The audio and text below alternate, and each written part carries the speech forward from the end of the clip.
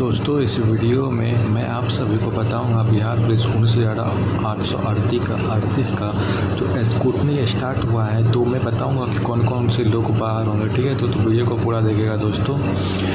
जैसे कि scrutiny start हो चुका है भाई, आपको पता होगा कि स्क्रूटनी बहुत पहले स्टार्ट हो चुका है, ठीक है। बहुत सारे यूट्यूबर बता रहे हैं स्क्रूटनी स्टार्ट पहले मेल या पहले फीमेल का, ठीक है। बहुत सारे टीचर अलग अलग चीज़ बोल रहे हैं। तो भाई पहले स्क्रूटनी फीमेल का स्टार्ट हुआ, क्यों हुआ भाई? फीमेल का पहले स्क्रूटनी स्टार्ट हुआ था, ठीक है। यह बात आप याद रखिए। ये लगभग ख़त्म हो चुका है, अब मेल का शुरू हो चुका है, ठीक है भाई। मेल का स्क्रूटनी स्टार्ट हो चुका। मैं आपको बताया था पिछले वीडियो में कि 18 अप्रैल से पहले आप सभी को एकदम ऑफिशियल नोटिस दिख जाएगा स्क्रूटनी को लेकर कि लाइक कौन कौन से स्टूडेंट बाहर होंगे, बाहर नहीं, किनको दोबारा बुलाया जाएगा। तो इस वीडियो में मैं वही बात करने वाला हूँ कि अगर आपका क्या गलती है तो आप लोग बाहर हो, यानी आपको वहाँ बुलाया जाएगा। देखिए दोस्तों, अगर आपको वहाँ बुलाया गया ना भाई, अगर कैटेगरी वाइज बात करें तो वहाँ जिसको बुलाया जाएगा ना, आप उससे एक कट ऑफ का सटीक आइडिया लग जाएगा। वैसे कट ऑफ जो बताया है और सब टीचरों ने और मैंने भी, लगभग वही कट ऑफ रहेगा, ठीक है। 100% उतना नंबर है आपका, आप सेफ है, ठीक है।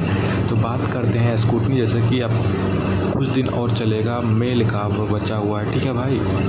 तो चलिए बताते हैं किन किन लोगों को स्क्रूटनी में बुलाया जाएगा। ये कमेंट सबसे ज़्यादा जो कमेंट है ना कि 10th या 12th का, भाई ये इतना कमेंट है ना भाई, मैं क्या लगता है 100 से 200 कमेंट इसका मैंने देखा है कि 10th 12th का जो मार्कशीट रहता है उसमें जो फॉर्म भरते थे हम सर्टिफिकेट नंबर बोला जाता है। तो सर्टिफिकेट नंबर में बहुत सारे, देखिए मार्कशीट जैसे ये होता है, यहाँ सब्जेक्ट यहाँ नंबर लिखा होता है, एक ये कोने में लिखा होता है। जैसे मानिए ये मार्कशीट है कि 10th या 10th का मंथ है, यहाँ पर एक से रहता है नंबर लिखा हुआ, यहाँ पर लिखा रहता है, ठीक है। बहुत सारे लोग ये नंबर डाल देते हैं, बहुत सारे ये यहाँ पर डाल देते हैं। तो भाई आपको एक चीज़ क्लियर कर दूँ, जिन भी लोगों का 10th और 12th का मार्कशीट के कारण घबरा रहे हैं कि क्या मेरा गलती हो, तो भाई आप टेंशन नहीं लीजिए, आपको कोई इशू नहीं होगा, ठीक है। आपने वहाँ रोल नंबर, जैसे जो 10th या 12th का रोल नंबर और रोल कोड भी नहीं, रोल नंबर बेसिकली दिए होंगे ना सही, आपको कोई इशू नहीं होगा। अगर रोल नंबर आपका 10th वाला गलत होगा जैसे, तब थोड़ा इशू हो सकता है या आपको बुला सकता है। अब बात करते हैं कि क्यों 10th और 12th का क्यों मार्कशीट लेता है। 10th का मार्कशीट जो लेता है ना आपका, सर्टिफिकेट नंबर वगैरह, उसका वो वेरिफिकेशन करवाएगा। कहाँ से? तो बोर्ड ऑफिस से।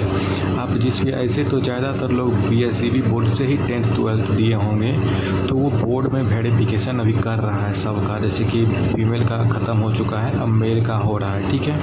तो ये बोर्ड से वेरिफिकेशन करवाता है क्या ये रोल नंबर आपका और आपका रोल कोड बेसिकली वही होता है, वो वहाँ पे भेजेगा वेरिफिकेशन के लिए। वो बोलेगा सही है या फेक है। अगर आपका फर्जी है तो भाई आप लोग केस होगा आपके ऊपर, याद रखिएगा। पिछले बार भी पहले, जैसे कि पिछला बार आपको याद होगा, पिछला बार जो हुआ था ना, पहले 11 मार्च को नोटिफिकेशन आया था वो वाला, 17 और 28 को, लगभग 28 अप्रैल को आया था कि इतना लोग पर केस किया गया, फिर 9 मई को रिजल्ट दिया गया। वैसे ही आप लोग का जो भी फेक लोग होंगे उन पर कार्रवाई की जाएगी, फिर वो फॉर्म बिहार पुलिस या बिहार के किसी एग्ज़ाम का फॉर्म नहीं भर पाएंगे, ठीक है।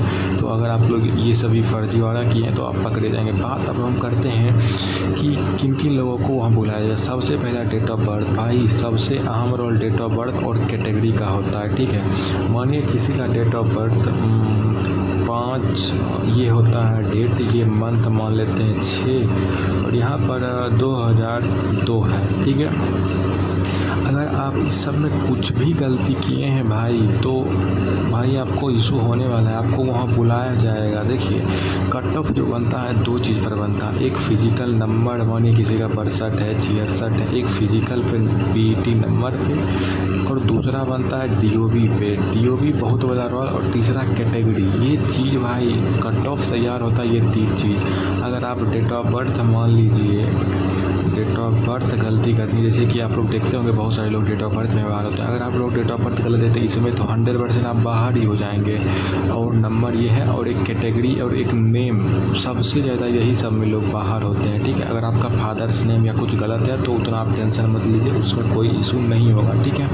तो ये जैसे दोस्तों यहाँ पर अगर आपका डेट ऑफ बर्थ इशू तो इशू होगा। कैटेगरी आप मानिए बहुत सारे लोग ना EWS होके EBC दे देते हैं, मतलब जहाँ पे जाते हैं फॉर्म फिल करवाने वहाँ पे उतना साइबर कैफे वाला ध्यान देता नहीं है। EBC थोड़ा सेम लगता है, 2 अंक ई से रहता है, भर देते हैं, या EBC का कर देता है EWS। ये एक पहला हो गया इशू कैटेगरी में। दूसरा सबसे बड़ा इशू कैटेगरी में होता है वो होता है BC और EBC। इसमें भाई यहाँ बहुत ज़्यादा कन्फ्यूजन होता है, मतलब BC EBC ये एक इसको बोलते हैं OBC 1 BC 2 BC 1 और BC 2 इसको बोलते हैं। OBC के अंतर्गत 2 कैटेगरी आते हैं, तो इसमें भी बहुत बड़ा कैटेगरी में ज़्यादातर मिस्टेक इसमें होता है।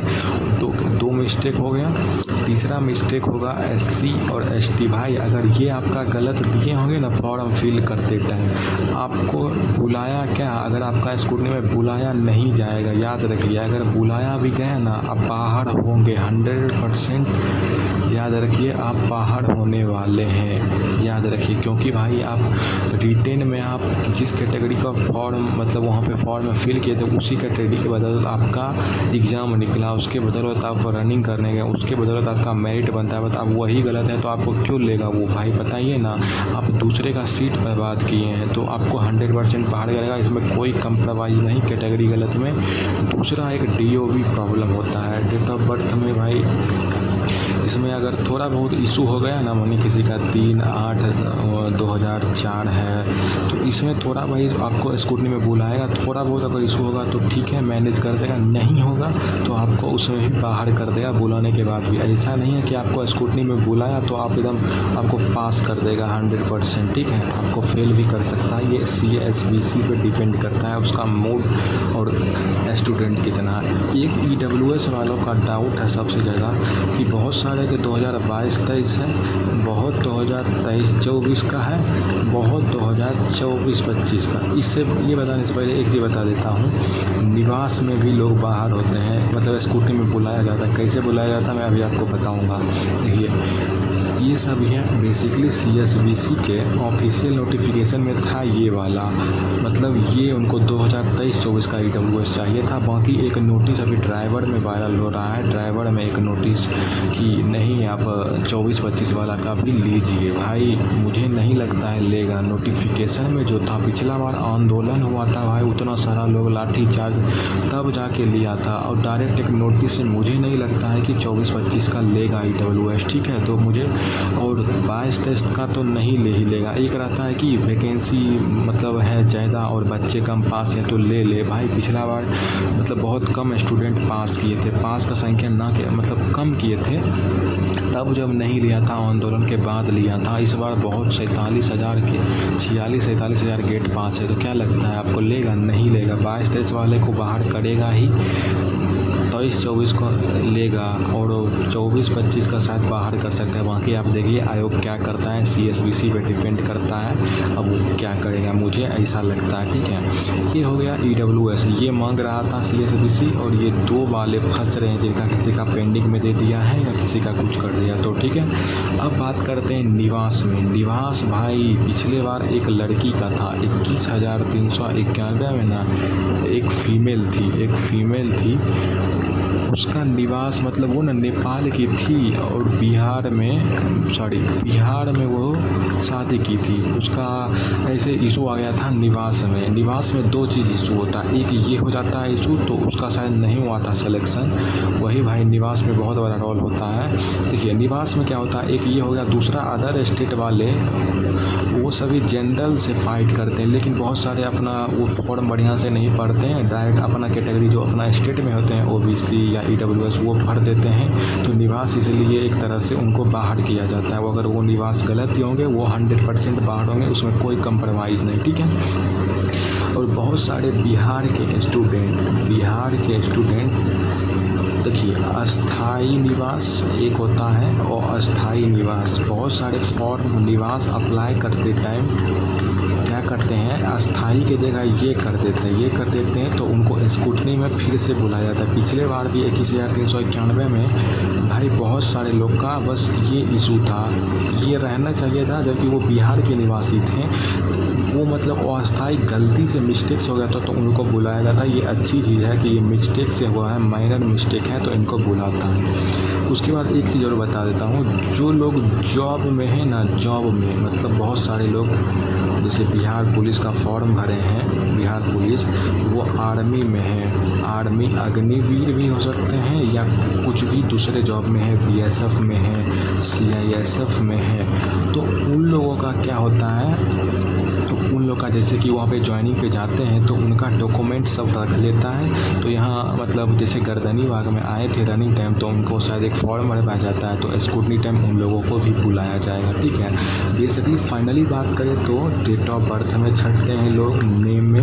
देखिए, अगर आपका फादर मदर या जैसे बहुत सारे का कॉमेंट था कि एड्रेस मेरा गलती है, भाई इस सब से कोई इशू नहीं है, ठीक है। आप डरिए मत, भाई आपका जो नाम है वो 10th के मार्कशीट में जो था वही होना चाहिए, आधार ये सब वगैरह में, ठीक है। बाकी तो नेम में गलत है, जैसे कि बहुत सारे गांव पता, इस सब से कोई इशू नहीं है भाई, ठीक है। एक हो गया डेट ऑफ बर्थ, एक हो गया नेम। और आप लोग जो घबरा रहे हैं ना 10th 12th का मार्कशीट को लेकर, सर्टिफिकेट नंबर जिसको बोलते हैं, तो घबराइए मत, उससे आपका कोई इशू नहीं होगा। बस वो आपका डेट ऑफ बर्थ मैच करता है 10th के मार्कशीट से, ओके। ये हो गया 3 चीज़। उसके बाद अस्थाई और अस्थाई निवास का करेगा बढ़िया से जांच, इसमें बाहर होता है।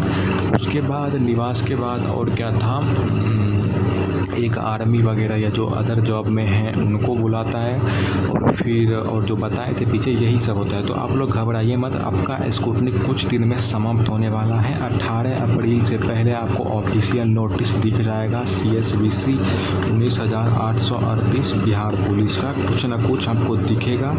ये भाई देख लीजिएगा, ये डेट अच्छे से याद रखिएगा, ठीक है भाई।